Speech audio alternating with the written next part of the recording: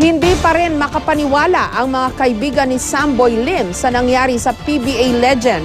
Bukod daw kasi sa regular siyang nag-e-exercise, wala rin daw itong bisyo. Nananatili pa rin ang basketballista sa intensive care unit matapos atakihin sa puso noong Biyernes. May report si Mav Gonzalez.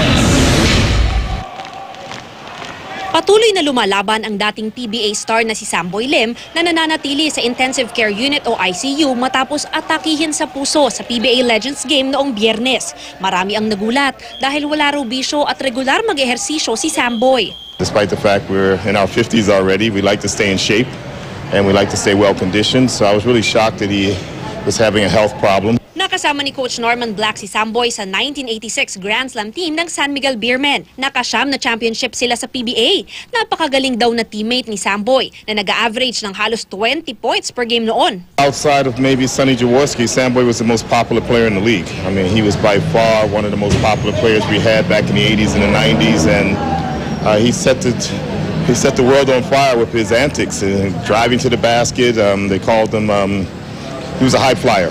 Pati ang mga mas batang player, naging inspirasyon daw si Skywalker. Rookie year ko sa Lasal, we practice with the San Miguel team.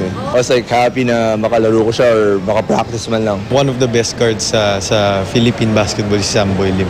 Hindi naman siya sobrang laking basketball player and so makaka-relate ako kahit papaano na kailangan mo gamitin yung utak mo, pati yung bilis mo and athleticism. Pati si pambansang kamao Manny Pacquiao na ngayon playing coach ng Team Kia, napapanood daw noon si Samboy sa PBA. Anong masasabi niyo sa kanya as a player? Magaling. Get well sa kanya.